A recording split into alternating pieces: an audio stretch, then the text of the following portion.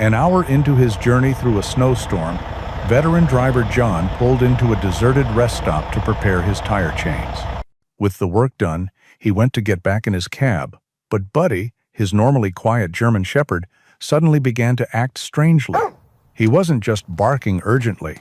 He was doing everything he could to stop John from getting back inside the truck.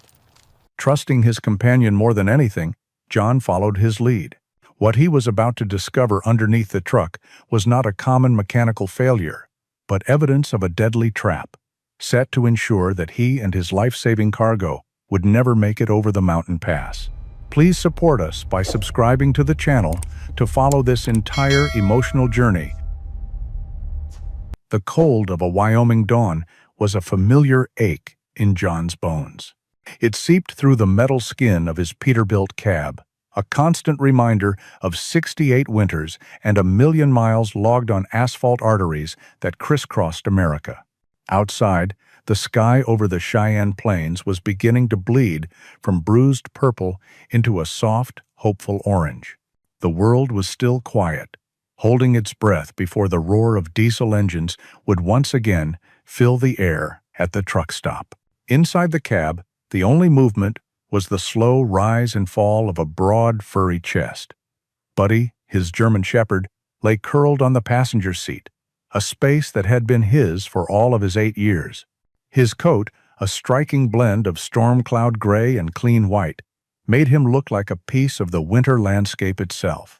A low thump, thump, thump of his tail against the worn leather was the only greeting John needed. John sat up, swinging his long, lean legs off the narrow bunk. He was a man carved from the American frontier he so often traversed. Tall and still strong despite his age, with a kind of wiry health that comes from a life of hard work, not leisure. His brown hair was cut short, practical, but the silver creeping in at his temples told the story of his years. His face was a roadmap of his life, etched with lines of concentration from squinting into countless sunrises, but his blue eyes held a deep, quiet kindness that few people ever got to see. He pulled on his uniform of choice, a faded gray t-shirt, a navy and beige plaid flannel shirt left unbuttoned, and a pair of denim jeans worn soft with time. His sturdy work boots were the last thing to go on. "Morning, Bud," John said, his voice a low rumble. Buddy lifted his head, his intelligent dark eyes fixing on John. He didn't bark. He rarely did. Their communication had evolved beyond such noise into a language of shared silence, subtle shifts in posture, and mutual understanding. John reached over and scratched the dog behind his ears, and Buddy leaned into the touch, a soft sigh escaping his muzzle. This was their ritual, the anchor to their day, every day. Their cab was not just a workspace. It was a home. It smelled of coffee, old leather, and the faint, clean scent of a well-groomed dog. Tucked into the dashboard was a single, faded photograph of a smiling woman, her memory a silent passenger on every journey. For the past decade, since Martha had passed, it had been just him and Buddy. John had rescued the gray and white pup during a blizzard, much like the one the radio was now starting to chatter about, found shivering and alone behind a diner. From that day on, they were an inseparable unit. John started the small coffee maker, the gurgling sound a welcome intrusion into the stillness. As the rich aroma filled the small space, he thought about the word last. This was the last week. His last few local runs. His last time waking up to the hum of a refrigerated trailer. Retirement. The word felt foreign, like a language he had never bothered to learn. What would a man who had only known movement do with stillness? The thought was more unsettling than any mountain pass in a winter storm. Buddy seemed to sense the change in his owner's mood. He hopped down from the seat and pushed his head gently against John's knee, letting out a low, questioning whine. "It's nothing, boy," John murmured, pouring coffee into a thick ceramic mug. "Just thinking." He broke off a piece of his beef jerky and gave it to Buddy, who took it with a practiced gentleness. The dog had been his shadow, his confidant, his early warning system. He trusted Buddy's instincts more than any newfangled technology. The dog could sense a bad tire, a shifting load, or a dishonest lot lizard from 100 yards away. And lately, Buddy had been sensing this finality in John's movements, this weight of an impending, unknown future. After his coffee, John began his pre-trip inspection. It was a dance he had performed thousands of times. He moved with a methodical grace, checking the tires with a tire thumper, his eyes and hands scanning every hose, every connection, every light. Buddy trotted alongside him, a silent, four-legged supervisor. His gray and white form a stark contrast to the deep red of the Peterbilt. As John's hands worked, his mind wandered. He thought of the miles, the faces, the sunrises and sunsets. He had hauled everything from fresh produce to vital machine parts, a small, uncelebrated gear in the vast engine that kept the country running. He had done it with pride, but his back ached more now, and his reflexes were a fraction slower. It was time. Martha would have said it was past time. He climbed back into the cab, the inspection complete. The truck was ready. He was ready. He turned the key, and the big diesel engine rumbled to life, a familiar and comforting roar. As the engine warmed up, the voice on the radio cut through the static, sharp and serious. A major winter storm warning is now in effect for all of central and western Wyoming, the weatherman announced. We are tracking a historic blizzard system, expected to make landfall over the Wind River Range within the next 24 hours. Expect heavy snowfall, zero visibility, and road closures on all high-elevation passes. This is a life-threatening event. Avoid all travel in the mountains if possible. John listened, one hand resting on the steering wheel. He glanced out the windshield. The sky above Cheyenne was clear, the rising sun casting long shadows across the plains. The Wind River Range was 100 miles to the west, a different world. His last haul was a simple one, a local delivery of dairy products to a supermarket just 2 towns over, flat land, easy roads. The storm was someone else's problem. "Don't you worry, Bud," he said, giving the dog a confident pat. "That's not for us. We'll be done and parked before the first flake even thinks about falling out here." End check. Buddy looked up at him, then turned his gaze west, toward the unseen mountains, a flicker of uncertainty in his dark, knowing eyes. John put the truck in gear, the air brakes hissing as he began to pull his rig out of its spot, ready to conquer the road one last time. The Peterbilt rolled smoothly onto the highway, the engine settling into a low, contented hum. John felt a rare sense of ease settle over him. The sun was warm on his arm, the road was clear, and the thought of his simple, final delivery was a comforting one. Buddy had his head out the passenger window, ears flapping in the wind, sniffing the 1,000 stories carried on the Wyoming air. It was a perfect, ordinary morning. The crackle of the CB radio was the first thing that broke the peace. It was quickly followed by the sharp, insistent ring of his cell phone. John frowned, glancing at the caller ID. It was the main dispatch office. He rarely got calls on his phone unless it was important. He tapped the screen. The voice of his dispatcher, Mary, filling the cab. She was a woman he had never met in person, but had known for 15 years through crackling radios and satellite calls, her voice a constant, calming presence in the chaos of the road. "John, thank God you picked up," she said. Her usual calm was gone, replaced by a frayed, urgent edge. "Mary, something wrong?" "I'm on the Hastings Dairy Run," he replied, keeping his own voice steady. "Forget the dairy run, John.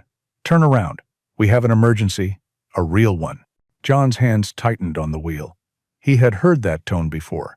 It was the sound of disaster unfolding somewhere far away, a sound that always meant a long, hard night for some driver.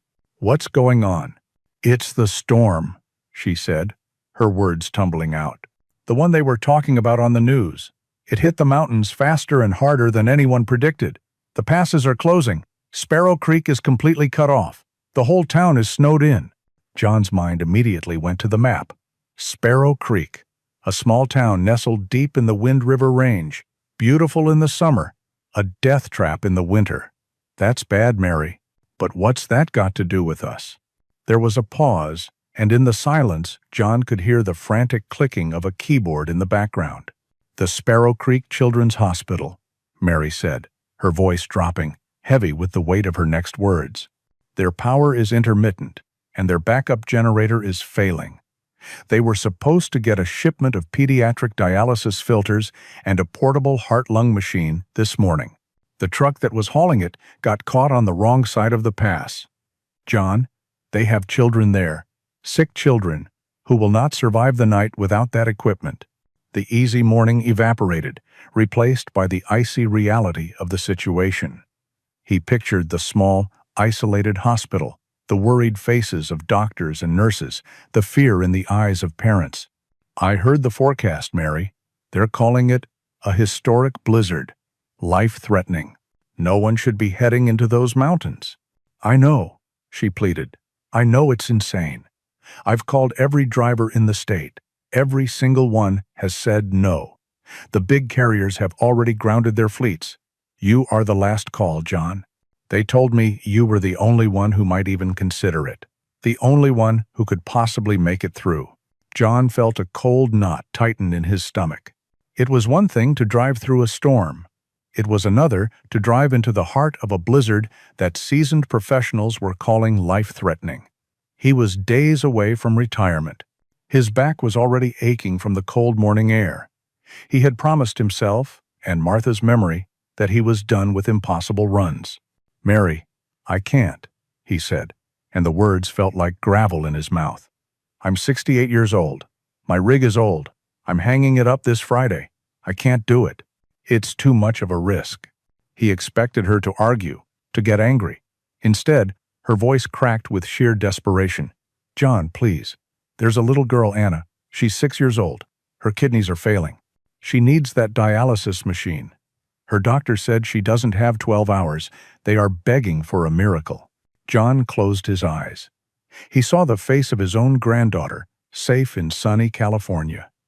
He felt the weight of his refusal pressing down on him, suffocating him. It was the logical choice, the sensible choice, the choice any sane man would make. But as he was about to repeat his answer, he felt a firm pressure on his right leg. He opened his eyes and looked down. Buddy had gotten up from the passenger seat. He was standing beside John, his head resting squarely on his owner's lap, his dark, soulful eyes looking directly up into John's. HN. There was no fear in the dog's gaze. There was no anxiety. There was only a calm, unwavering trust. It was a look that said, "Whatever you decide, we do it together, and I am ready." In that moment, the logic and the sensibility of retirement seemed like hollow excuses. What was a quiet future worth if it was bought with the knowledge that he had turned away when he was needed most? The years of experience, the knowledge of every curve and grade in those mountains, the powerful bond with the animal beside him, it all felt like it had been leading to this single, impossible moment. He let out a long, slow breath, the air leaving his lungs in a shudder. He picked up the phone again. "Mary," he said, his voice now clear and resolute. "What's the pickup location?" A sob of pure relief came through the speaker. "Oh, John, God bless you. The warehouse is at the west end of town. I'm sending you the details now." "I'm on my way," he said, and disconnected the call. He looked at Buddy, who was still resting his head on his leg. "Well, boy," he said softly, scratching the dog's neck. "Looks like retirement will have to wait." Buddy responded with a soft thump of his tail. John swung the big rig around in a wide, sweeping arc across the highway, the tires humming a new tune. He was no longer heading for an easy, local stop. He was heading back toward the depot, and then west, straight into the teeth of the storm. The next 2 hours were a whirlwind of focused activity. He wasn't just preparing a truck, he was equipping a lifeline. He double-checked every hose and belt. He topped off his fuel tanks and added an anti-gel supplement to keep the diesel from freezing. He mounted a fresh set of heavy-duty chains to all 10 of his drive tires. He loaded the cab with extra blankets, emergency flares, a military-grade first aid kit, and enough food and water for him and Buddy to survive for 3 days if they got stranded. He moved with the quiet efficiency of a soldier preparing for a mission. his actions precise and economical.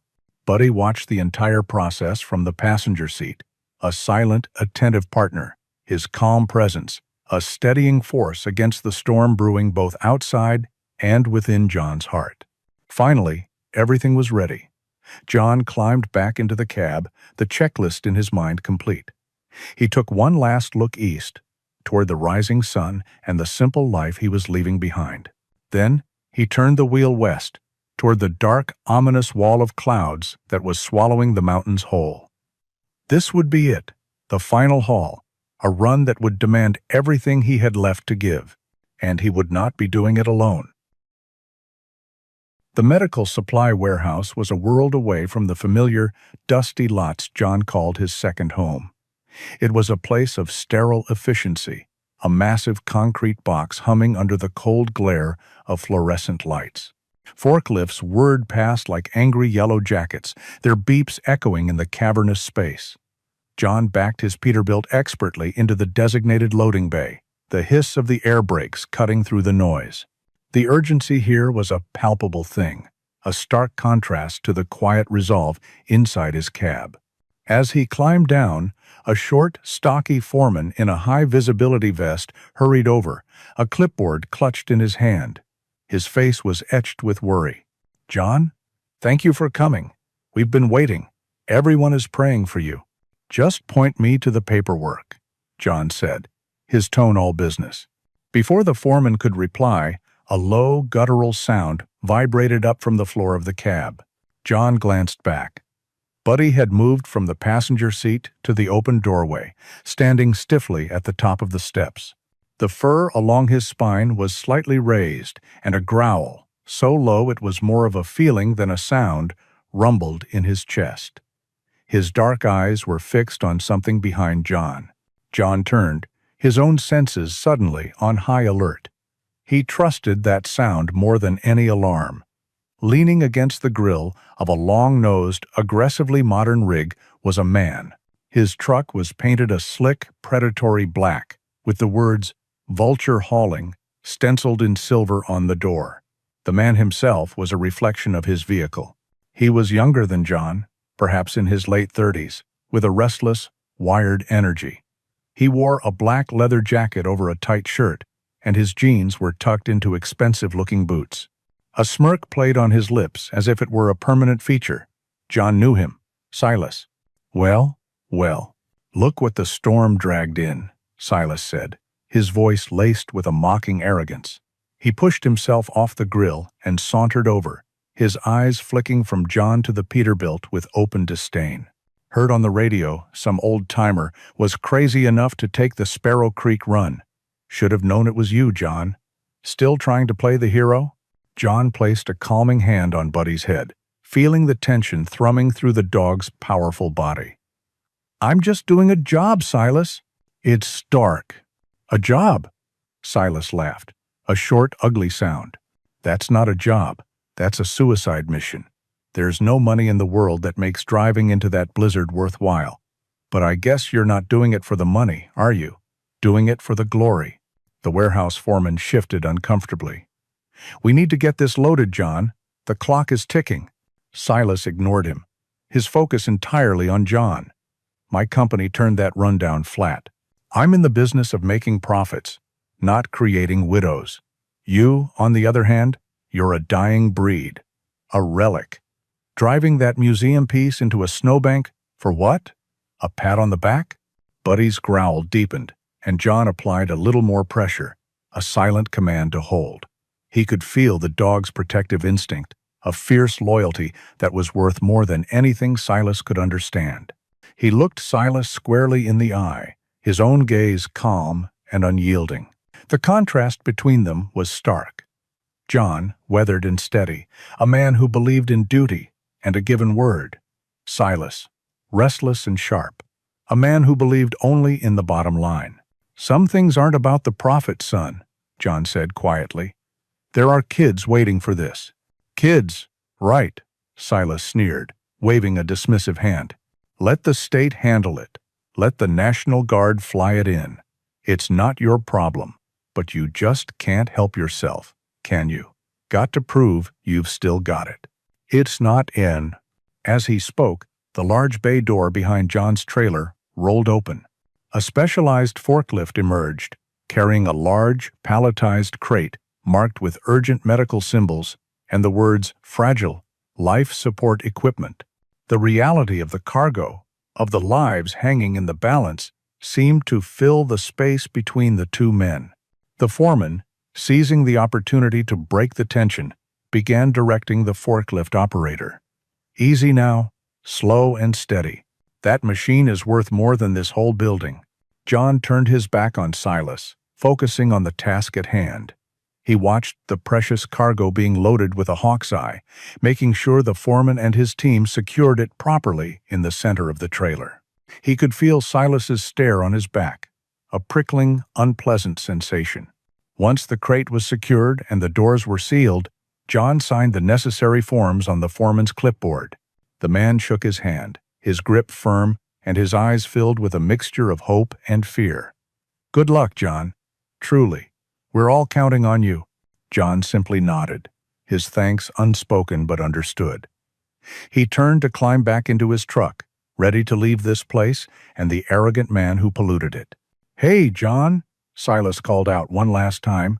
John paused, his foot on the first step of his cab. "I'll be listening for you on the radio," Silas said, the smirk returning to his face, wider and more malicious than before. "It'll be interesting to hear how long an old dog like you can last out there. Don't say I didn't warn you." It wasn't a friendly warning. It was a threat, a challenge, a piece of dark foreshadowing that hung in the cold air. John didn't grace it with a response. He swung himself up into the cab, Buddy immediately moving back to the passenger seat, though his eyes remained fixed on Silas until the door was shut. John fired up the engine. As he pulled the Peterbilt out of the bay, he gave Buddy a long, reassuring scratch behind the ears. "You were right about him, Bud," he murmured. "You were right all along." The truck rolled out of the warehouse yard and pointed its nose west. The cargo was secure. The mission was underway. And now, John knew with a cold certainty that the storm was not the only enemy he would be facing on the road ahead. The miles west of Cheyenne dissolved into a hypnotic rhythm of humming tires on asphalt. John drove with a focused calm, his thoughts on the road ahead. The clear skies of morning had been a false promise. Now, a heavy gray ceiling was lowering itself over the plains, and the first snowflakes began to drift down. They were tentative at first, melting as they touched the windshield, but soon they grew bolder, fatter, sticking to the glass before being swept away by the wipers. The playful dance of early snow was quickly becoming a thick, determined curtain. An hour into the drive, John spotted the sign for a small, isolated truck stop. It was little more than a fuel island and a gravel lot, the kind of place most drivers bypassed for larger, more modern facilities. But John's experience was whispering to him. The snow was getting heavier, and this was his last chance to double-check the cargo and put on the first set of chains before the real ascent began. He trusted the whispers of experience. He pulled the Peterbilt into the deserted lot, the crunch of his tires on the snow-dusted gravel the only sound. He cut the engine, and a profound silence descended, broken only by the mournful sigh of the wind. He gave Buddy a pat. "Stay here, boy. Won't be long." John worked with practiced efficiency in the biting cold. He first checked the straps and binders on the trailer, ensuring the precious cargo within was still secure after the bumps of the road.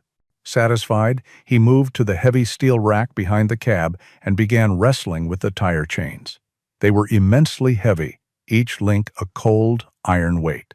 It was hard, physical work that left him breathing heavily in the thin, cold air. As he worked, he couldn't shake the image of Silas's sneering face from his mind. It was a poison that had soured the noble purpose of the run. Finally, the chains were draped over the tires, ready to be fully secured when the road demanded it. He wiped his hands on a rag and turned back toward the warmth of his cab, a shiver running through him that had little to do with the cold. As he reached for the door handle, he stopped. Buddy was not in his usual spot on the passenger seat. He was standing in the middle of the cab, his body rigid, his posture tense. "All right, Bud, move over," John said, his voice gentle. Buddy didn't move. Instead, he let out a short, sharp bark. It was so out of character that John froze. This wasn't a bark for attention or a squirrel. This was a sound of alarm. The dog then began to pace back and forth in the narrow space, a low, anxious whine rumbling in his chest. "What is it, boy? What's wrong?" John asked, his own heart rate beginning to quicken. Buddy barked again, more insistently this time. He moved to the driver's side door, pawing at the inside of it, his claws making a soft scratching sound. Then he did something he had never done before. He ran a few steps toward the rear of the cab, stopping directly over the drive wheels, and looked back at John, his head cocked. He nudged his nose downward toward the complex web of hoses and steel beneath the truck's frame. John's first thought was of a wild animal, a coyote perhaps, hiding under the rig. He walked around, peering into the shadows beneath the trailer. Nothing, just snow and steel. "There's nothing there, Buddy," he said, his voice laced with confusion. But Buddy was relentless. He repeated the action, barking and then nudging his muzzle insistently toward the same spot near the rear wheels. John's brow furrowed. He had owned many dogs in his life, but he had never known an animal as intelligent or as perceptive as Buddy. He knew, with a certainty that settled deep in his gut, that the dog was trying to tell him something vital. Trust the dog. Always trust the dog. Okay, I'm looking," he said, more to reassure himself than the animal. He grabbed a powerful flashlight from the cab's side pocket. Getting down on his hands and knees, the wet cold of the snow immediately soaking through his jeans, he aimed the bright beam into the undercarriage. He scanned the axles, the suspension, the drive shaft. Everything looked normal, covered in a layer of road grime and salt. He was about to pull back, to dismiss it as a false alarm, when Buddy whined again, a high, piercing sound of desperation. John moved the beam of light more slowly, meticulously tracing the path of the black rubber air brake lines. These hoses were the truck's lifeline, carrying the compressed air that powered the massive brakes. A failure here, especially on a steep mountain grade, meant certain death. He followed the main line from the air tank back toward the wheels. And then he saw it. It was almost invisible, a flaw so subtle that a casual inspection would have missed it completely. It wasn't a clean cut or a gaping hole. It was a thin, deep slice along the top of the hose, located in a spot partially obscured by a support bracket. It looked like a simple chafe mark, but as John reached in and touched it, his blood ran cold. His fingers found the clean, straight edges of the cut. It had been made with a knife, a very sharp one. The slice went deep, almost all the way through the reinforced rubber. It was designed to hold under normal pressure, but to burst catastrophically the first time John had to lean heavily on his brakes. A wave of nausea and cold fury washed over him. He saw it all in a flash. The warehouse, Silas leaning against his truck. The brief window of time when John was inside, his back turned, signing the paperwork. Silas's parting words, "I'll be listening for you on the radio," echoed in his ears. No longer a taunt, but a cold-blooded confession. The man had tried to murder him. He scrambled out from under the truck, his mind reeling. He stared at the vast, empty landscape, at the falling snow, and understood the true, terrifying nature of the threat he faced. This wasn't just a rivalry. This was something dark and twisted. He looked at the cab, where Buddy was now sitting, watching him with an intense, knowing gaze. The barking had stopped. The dog had done his job. A powerful wave of emotion, so strong it made his knees feel weak, swept over John. He stumbled to the cab door and pulled it open. He didn't say a word. He just wrapped his arms around his dog, burying his face in the thick gray and white fur of Buddy's neck. "You saved my life," John whispered, his voice thick with emotion. "You saved our lives, boy." Buddy whined softly and licked John's face. In that moment, surrounded by the silence of the falling snow, John knew that his bond with this remarkable animal was the most real and powerful thing in his world. It was a bond that had just cheated death. The wave of gratitude John felt for his dog was quickly replaced by a cold, hard fury. It was a familiar feeling, an anger he had not felt with such intensity since his days in the service. It was the anger of a man who has seen the ugliest side of human nature. But it was a focused anger, a tool. He would not let Silas win. He would not let the children in Sparrow Creek down. He pushed himself to his feet, his mind already shifting from the shock of the discovery to the practical problem of survival. He was 100 miles from the nearest town, with no cell service, in a budding blizzard. Calling for help was not an option. He was on his own. "All right, buddy," he said, his voice grim as he pulled his heavy toolkit from a side compartment. "Let's get to work." The next 2 hours were a desperate, masterful display of improvisation. Drawing on decades of experience as both a driver and a military mechanic, John assessed the damage. The cut was too severe for a simple patch. He needed to bypass the damaged section. He dug through his kit, his fingers already stiff with cold, searching for anything that could hold against the immense pressure of the air brake system. He found a short length of reinforced hydraulic hose from an old repair kit and 2 heavy-duty screw clamps. It was not a perfect solution, but it would have to be. Working under the truck was a brutal ordeal. Snow, driven by the strengthening wind, found its way down his collar, melting against his warm skin. His knees were numb from kneeling on the frozen ground. His fingers, stripped of their gloves for the delicate work, quickly lost all feeling. He had to work in short bursts, pulling his hands back into his armpits to bring some life back into them, the pain of their warming a fiery agony. Buddy stood watch by the side of the truck, a silent gray and white sentinel, his gaze unwavering, as if his presence alone could lend John strength. John meticulously cut away the sliced portion of the brake line, his movements precise despite the shivering that racked his body. He fitted the hydraulic hose over the 2 ends, his numb fingers fumbling with the tiny screws on the clamps. He tightened them with a wrench until his knuckles were white and the muscles in his arms screamed in protest. He knew this patch was a gamble. It might hold all the way to Sparrow Creek, or it could blow out on the first steep downgrade. But it was the only chance he had. By the time he finished, nearly 2 precious hours had been stolen from him. The world outside the relative shelter of the truck had transformed. The gentle snowfall had become a raging blizzard. The wind howled like a hungry wolf, rocking the 17-ton rig on its suspension. The sky was no longer gray. It was a churning, suffocating white. The race against time had become a battle against the full, raw power of nature. Climbing back into the cab, exhausted and freezing, John took a moment to catch his breath. The time lost was a heavy weight on his conscience.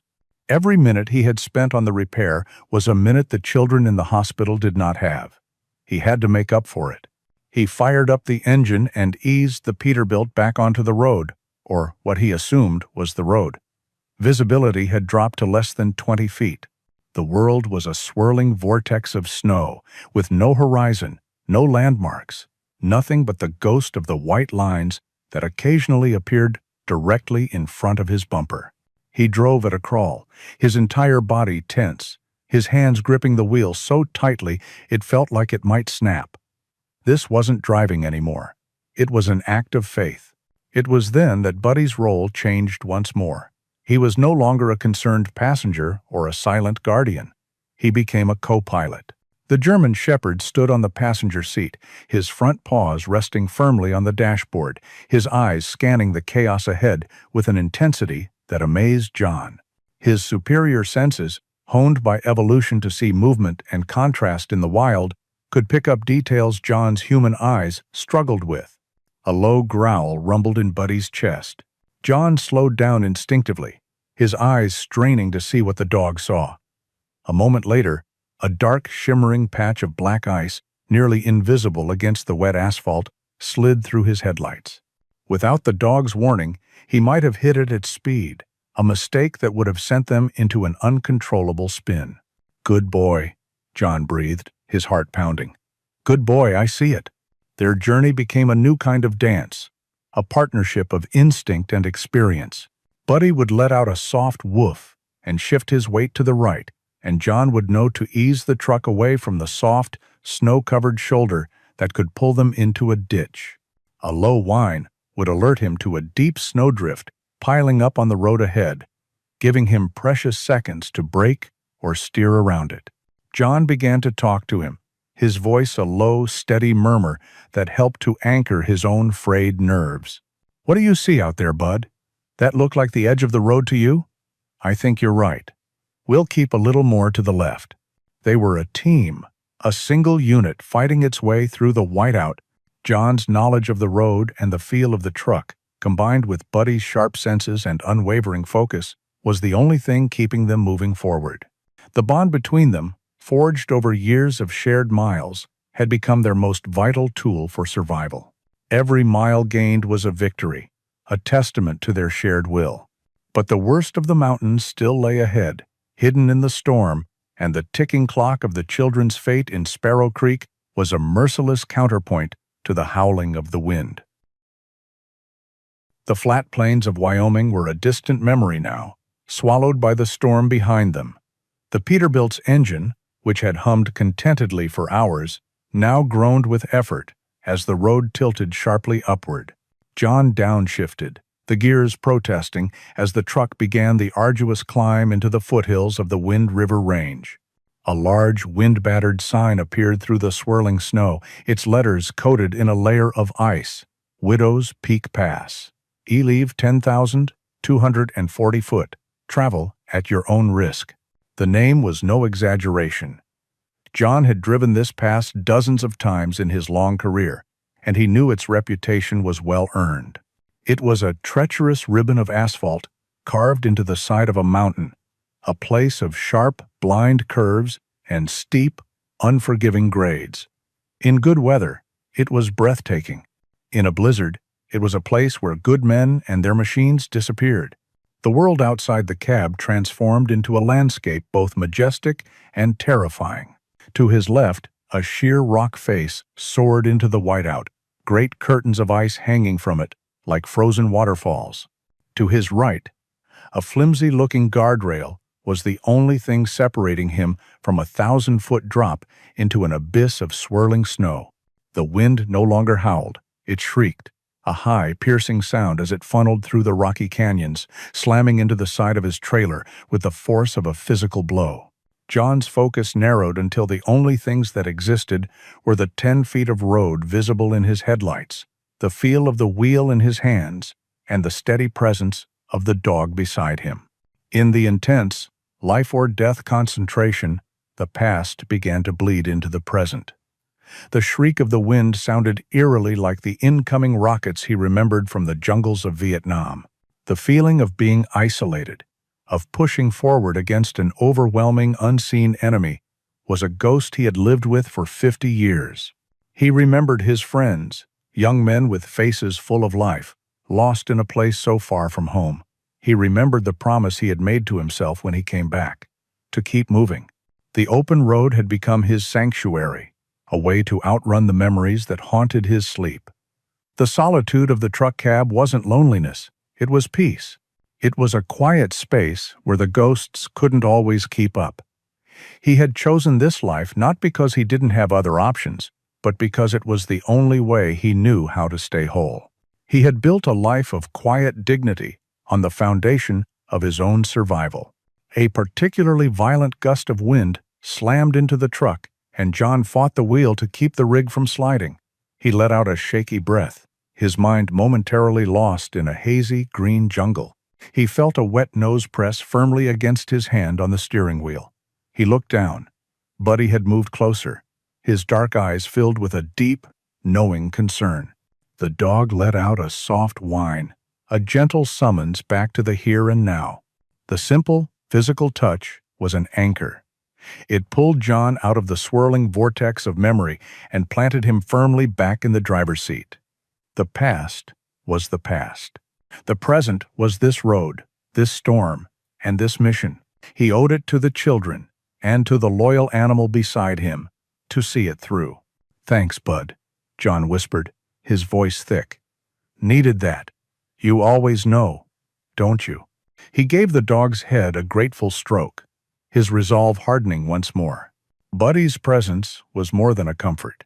It was a compass for his soul, constantly pointing him back to the task at hand, back to life. It was in that moment of renewed focus that he saw it. Two pinpricks of intensely bright blue-white light appeared in his rearview mirror. They were cutting through the blizzard with an unnatural clarity. Modern LED headlights. They were moving fast, far too fast for these conditions. A cold dread, familiar from the truck stop, washed over him. There was only one person reckless enough and malicious enough to be out here driving like that. The lights grew larger at an alarming rate. Within minutes, the menacing, black shape of Silas's truck materialized from the snow, a hulking phantom hungry for a confrontation. He closed the distance until his massive chrome grille was just feet from John's trailer, a predator stalking its prey. The CB radio, which had been silent for hours except for static, crackled to life. Silas's voice, smug and dripping with venom, filled the small cab. "Still kicking, old man? I'm impressed. But this is as far as you go. In well, it Mr. Gray." John didn't bother to respond. He gripped the wheel, his knuckles white. The battle was no longer just against the storm and the mountain. The ghost from his past had been joined by a very real monster in his present. The deadly pass, a place of treacherous ice and howling winds, had just become a battleground. Silas was on his tail, and he was not going to let go. The battle for Widow's Peak began. It was not a contest of speed, but of raw nerve and brutal intimidation.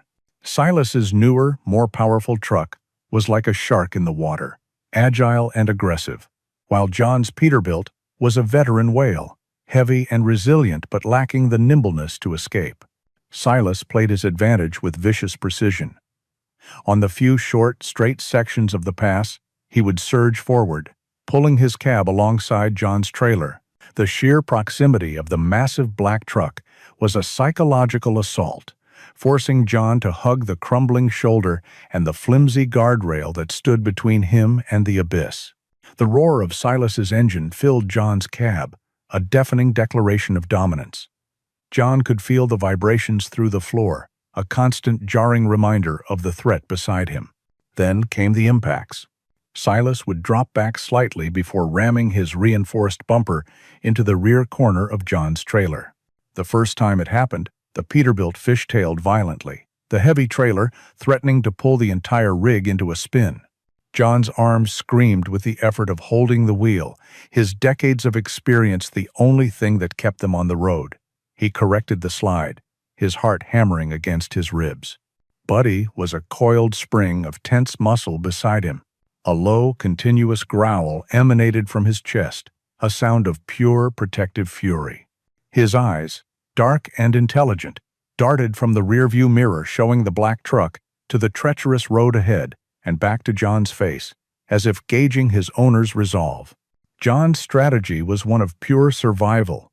He could not outrun Silas, and he could not fight back without endangering the precious cargo and their lives. His only option was to endure, to drive with flawless precision, and to pray that his makeshift brake repair would hold. He focused on the road, anticipating each curve, using the mountain's own geography as a shield whenever he could, forcing Silas to fall back on the tightest turns.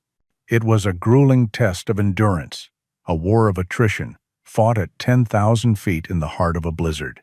The breaking point came as they navigated a tight, descending hairpin turn known to locals as Dead Man's Curve. The road was a sheet of ice, and John had slowed to a crawl, feathering his brakes with extreme care. He could hear the hiss of the airlines, a sound he was now acutely aware of, praying his patch would not fail. Seeing his chance, Silas made his move. As John's truck came out of the turn, its momentum slow and vulnerable, Silas accelerated. He didn't just bump the trailer this time. He slammed into its rear axle with the full force of his engine, a brutal, calculated strike designed to cripple. The impact was catastrophic. The world became a screeching, groaning chaos of metal and ice. The trailer swung out violently, pulling the cab with it in a terrifying jackknife. John was no longer driving. He was a passenger on a 17-ton pendulum of destruction. He saw the guardrail, and the white emptiness beyond it rush toward his window. This is it, he thought, a moment of stark, cold clarity. But instinct, honed over 1,000,000 miles, took over. He turned the wheel into the skid, a counterintuitive move that was his only chance. The front tires bit into the snow, fighting for purchase. Instead of going over the edge, the momentum of the skid swung them in the opposite direction. With a final, deafening crunch of metal against rock, the truck slammed sideways into the sheer ice-covered cliff face on the inside of the curve. The engine stalled. The world plunged into a sudden, shocking silence, broken only by the high, thin scream of the wind and the ticking of cooling metal. John was thrown against his door, his head hitting the window with a dull thud. For a moment, he was dazed, his ears ringing. He tasted the coppery tang of blood in his mouth. He shook his head, trying to clear the fog. Buddy was whining, licking his face, his frantic concern pulling John back to consciousness. John took a quick inventory. He was bruised, his shoulder ached, but he was alive. The cab was intact. He looked out the passenger side window and saw Silas's black truck pulling up, its headlights pinning them in a merciless glare. He looked to his left and saw a solid wall of rock and ice. His door was jammed shut. They were pinned, trapped. The hope that had carried him this far flickered and died, replaced by a cold, heavy dread. The mission was over. Then, the driver's side door of Silas's truck swung open, a slice of light in the swirling darkness.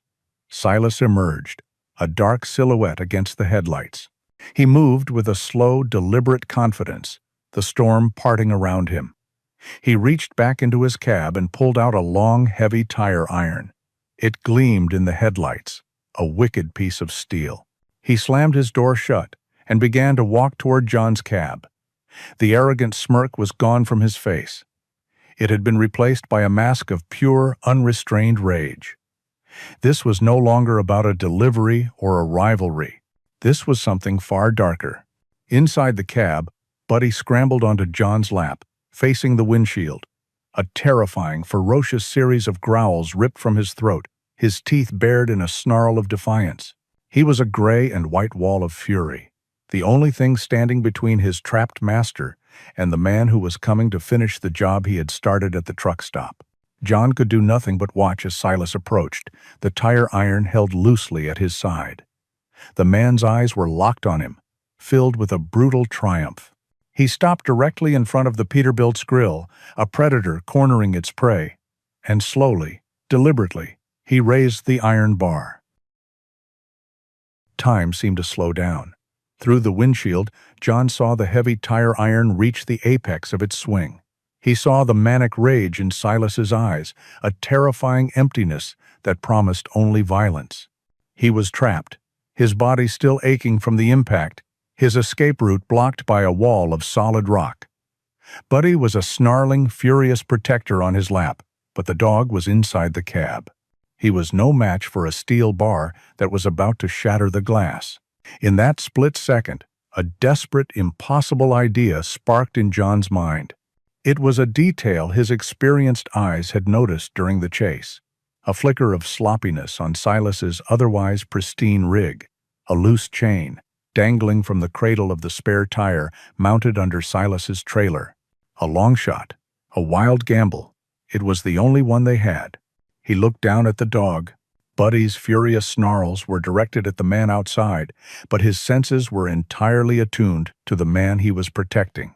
John's voice cut through the dog's rage, sharp and clear, a command honed by years of mutual trust. "Buddy, the chain. Go!"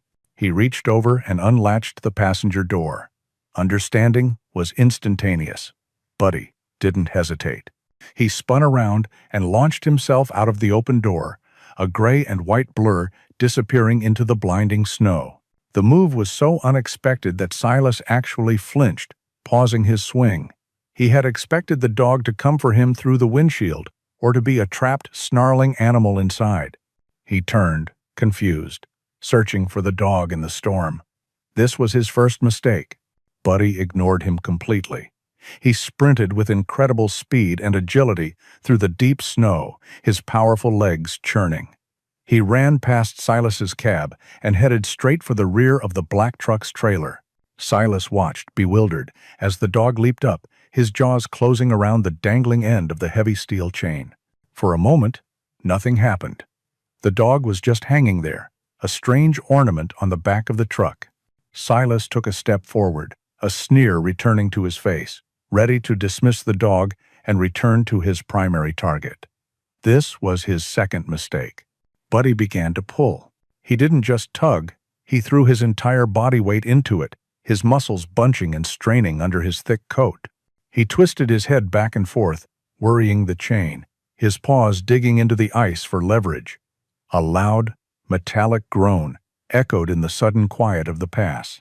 The pin holding the chain's locking mechanism, likely jarred loose by the chase and the bumpy road, began to give way. With one final, violent jerk, the pin snapped. The cradle holding the spare tire sprang open. A massive, heavy-duty truck tire, weighing well over 100 pounds, dropped with a heavy thud into the snow. Because they were on a slight downgrade, it didn't just sit there. It began to roll. It started slowly, then picked up speed. A huge, black wheel of destruction bouncing on the uneven, icy road. It was rolling directly toward Silas. Chaos erupted. Silas yelled, a curse snatched away by the wind. He scrambled backward, his look of brutal confidence replaced by pure panic. He tripped and fell in the snow, crab-walking away, as the giant tire bounced past him, missing him by inches before finally losing momentum and settling into a deep snowdrift 100 feet down the road. The diversion had worked. It was the golden moment. While Silas was on the ground, his attention completely broken, John acted. His mind was crystal clear. He turned the key in the ignition. The old Peterbilt's engine, cold but reliable, sputtered once, twice, then roared back to life with a triumphant bellow. The sound was the sweetest music John had ever heard. He couldn't go forward. His cab was wedged against the rock face, but he had the ice, the angle, and the element of surprise. He slammed the truck into reverse, cranking the steering wheel as hard as it would go.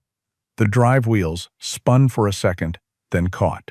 The front of the Peterbilt scraped and groaned against the rock, but it began to slide, the nose of the truck swinging away from the cliff and back into the center of the road. Before Silas could even get to his feet, John shifted into a low forward gear. The truck was now angled perfectly. He didn't ram Silas's rig. He didn't need to. He just drove forward, a firm and steady application of power. The corner of his reinforced steel bumper connected with the front fender of the black truck. It was a controlled, decisive push. The force, combined with the slick, icy surface, was more than enough. Silas's truck, driverless and with no one at the wheel to correct its slide, began to move. It slid sideways, a slow, graceful dance of defeat, until its rear wheels slipped off the road and into the deep, soft snowbank at the edge of the pass. There was a final lurch as the truck's frame bottomed out. It was immobilized, tilted at an awkward angle, utterly and completely stuck. John stopped his truck in the middle of the road, his own door now clear. He opened it and gave a single, sharp whistle. Buddy came bounding back through the snow, his tail held high, and leaped gracefully into the cab. John slammed the door shut, his heart pounding with adrenaline and a fierce, overwhelming love for the animal beside him. He put the truck in gear and drove past the stranded rig without a second glance. In his rearview mirror, he could see Silas, a small, defeated figure, standing in the snow, watching them go. They had won. Buddy's brilliant, daring gambit had turned a hopeless situation into a decisive victory. The red Peterbilt pulled away, leaving the black truck and its defeated driver to be swallowed by the blizzard. For a long time, the only sounds in the cab were the roar of the engine, the shriek of the wind, and the ragged, heavy breathing of both man and dog. The adrenaline that had fueled John through the confrontation began to recede, leaving in its wake a deep, bone-aching exhaustion unlike anything he had ever felt before. His hands, which had been steady as rock during the crisis, now trembled on the steering wheel. The throbbing in his shoulder from the impact with the rock wall was a dull, persistent fire. But beneath the pain and the fatigue was a profound, overwhelming sense of relief.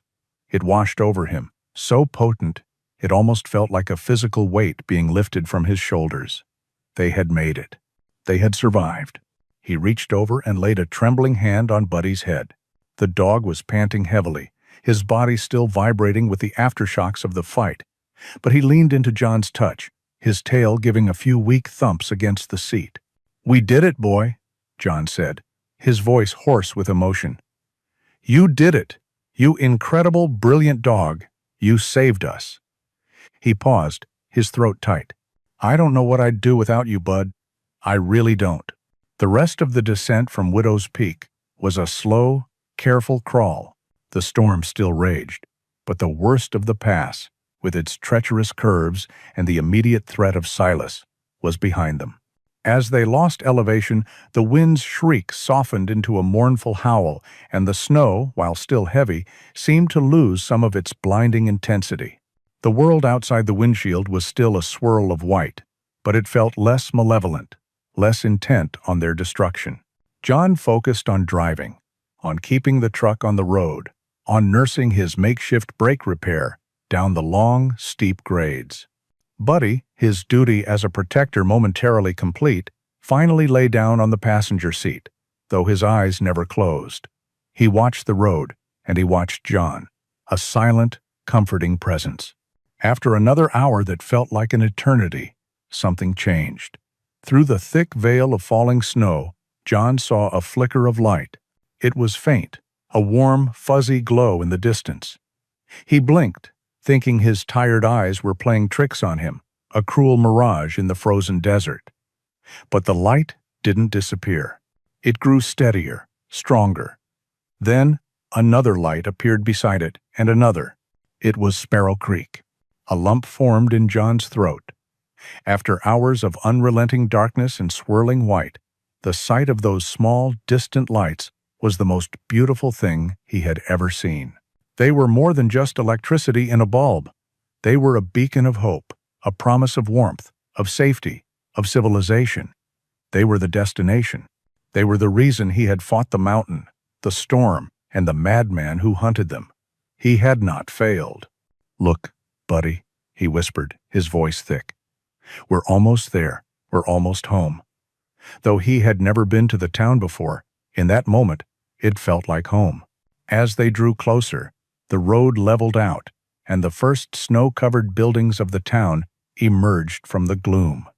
Sparrow Creek was buried. Snow was piled up against the sides of houses and shops, reaching halfway up their windows. The streets were thick with it, the world muffled and silent under its heavy white blanket. Yet, from almost every window, a warm yellow light shone out, and strings of colored lights were draped along the eaves of the main street's buildings, their cheerful glow defiant against the storm. A lone figure in a heavy parka stood by the town's welcome sign, waving a bright flashlight. It was the town sheriff, a man with a weathered face and weary but grateful eyes. He must have been waiting for them, a one-man welcoming committee. He gave John a slow, respectful salute as the Peterbilt, battered and scarred, rolled past. As they proceeded down the town's main street, a moving thing began to happen. Porch lights flickered on. Doors opened. People, bundled in thick coats, hats, and scarves, stepped out onto their porches. They didn't cheer or shout. The moment felt too sacred for that. Instead, they just stood there, in the biting wind and the heavy snow, and watched him pass. A man raised a gloved hand in a solemn wave.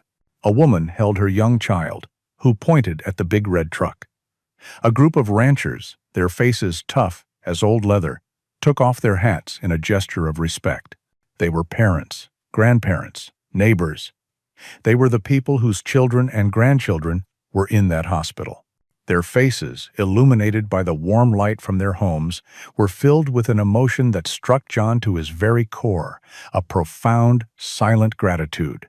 Tears welled in John's eyes, blurring the lights of the town. All his life, he had been invisible, a nameless driver in a nameless truck, a crucial but unseen part of the great machine. No one ever came out to thank the man who delivered their food, their fuel, their medicine. But here, in this small, isolated town at the end of the world, he was not invisible. They saw him. They saw what he had done. At the end of the street, its lights, the brightest of all, was the Sparrow Creek Children's Hospital. The finish line. The journey was over. The promise had been kept. With a final, long sigh, the Peterbilt's air brakes hissed, and the great diesel engine fell silent. For the first time in what felt like a lifetime, there was no rattling, no humming, no roar. There was only the sound of the wind, now a muffled whisper outside the cab, and the steady, quiet rhythm of John's own breathing. He rested his forehead against the cold steering wheel, the exhaustion of the long journey settling into him like a heavy blanket. They had arrived. The doors to the small hospital burst open, spilling warm, bright light onto the snow.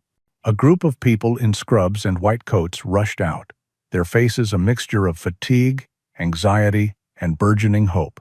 Leading them was a man in his late 60s, with graying hair and a kind, intelligent face behind a pair of wire-rimmed glasses. This was Dr. Evans, the hospital director. As John stiffly climbed down from the cab, Dr. Evans hurried forward, his hand outstretched.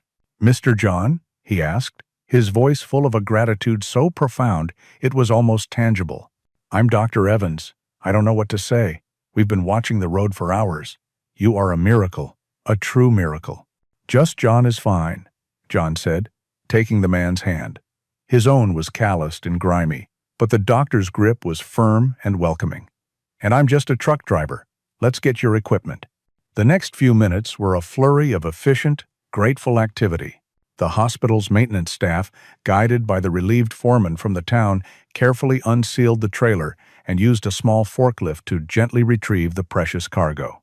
The medical team surrounded the crate as if it were a holy relic, their hushed, professional voices discussing immediate preparations.